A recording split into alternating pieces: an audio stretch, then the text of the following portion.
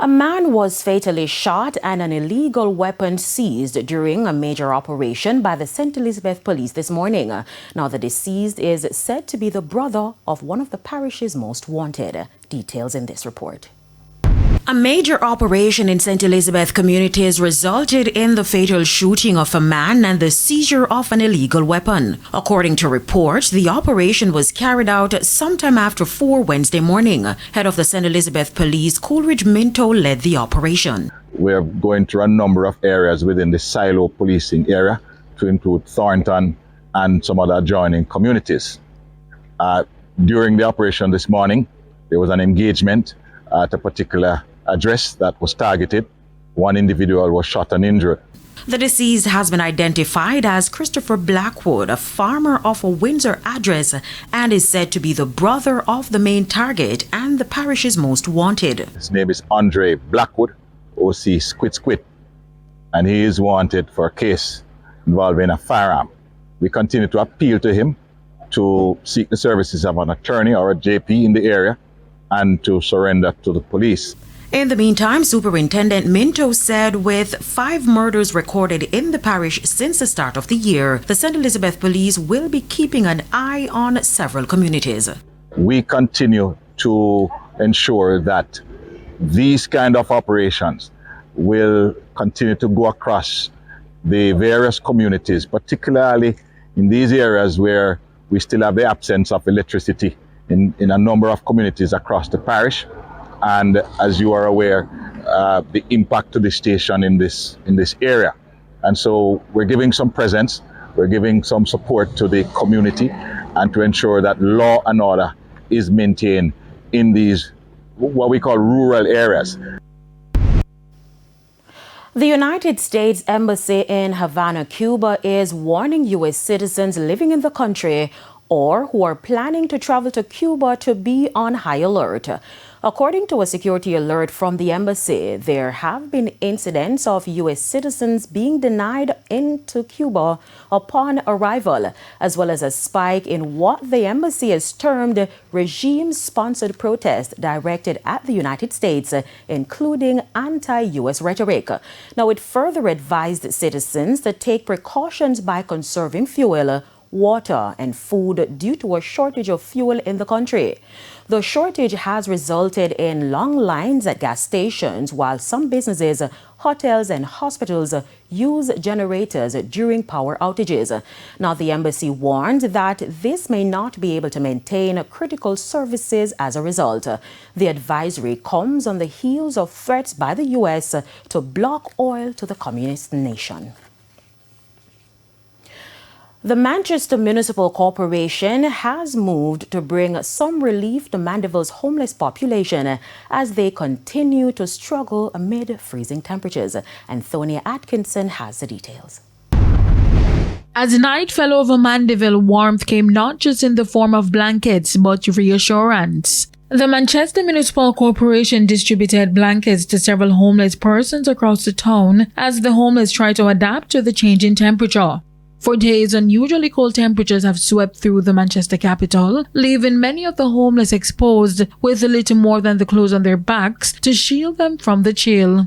Councillor for the Wollaston Division and Chairman of the MMC's Homeless Committee, David Knight, says plans were already in place to assist the homeless and is calling on corporate Jamaica to play a role in providing support for this vulnerable group. Whatever you can do to help the homeless, we are willing to accept it. We are willing to accept donation, anything that you have that can help them, that somebody's life can be changed, because what we really, really want is to change a life, at least one life we want to change here in Manchester.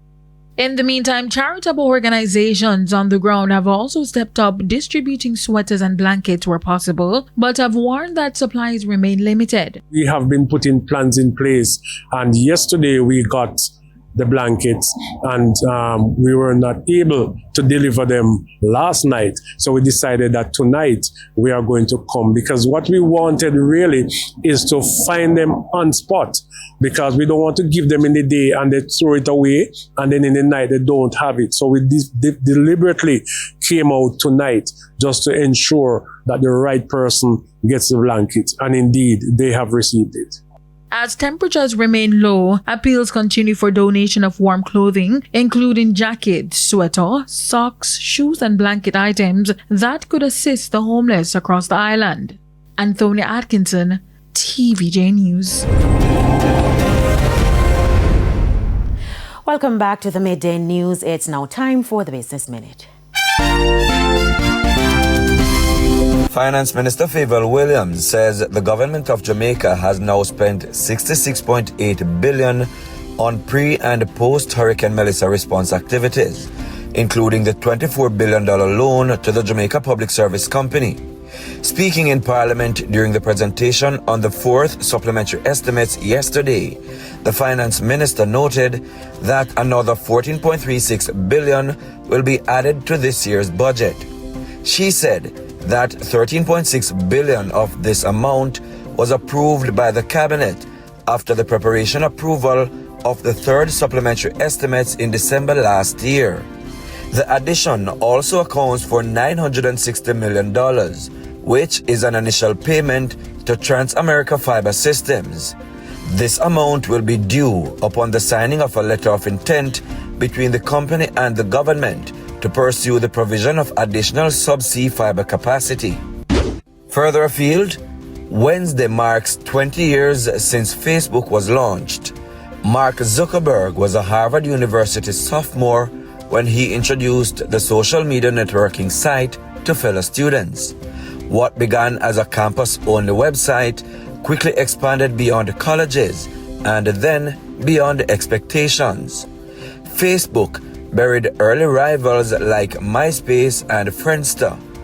It built its edge with its initial exclusivity and by connecting real-life relationships online.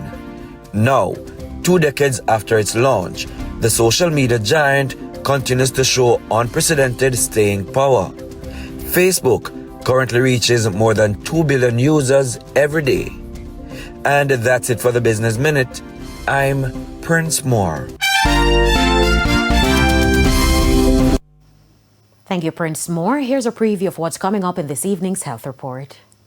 In this evening's Health Report, we look at the H3N2 influenza virus. Take flu season seriously. This year in particular, we're seeing a number of persons getting pretty ill. We have patients who are coming in who are telling us, for example, their entire class is out ill as a result. Take your precautions, wash hands, mask if necessary, and once ill, take the necessary necessary treatment. Control the aches and fevers, get your fluids, and if need be, see the practitioner based on the symptomatology. That's the Health Report in Primetime News at 7. And now for today's Healthy Living tip. Get the flu vaccine. Wash hands regularly. Cover your mouth and nose when coughing or sneezing. Stay home if you are feeling unwell. And drink plenty of fluids and get adequate rest. Time now for the top regional and international stories. In the region, 3 fishermen, including a father and son in Barbados, have been remanded until March 3 in connection with a major cocaine seizure at sea. They are accused of having 676 kilograms of cocaine aboard their vessel with an estimated street value of about $16.5 million. They are charged with possession, intent to supply, and drug trafficking. Prosecutors objected to bail, citing strong evidence and concerns about their addresses.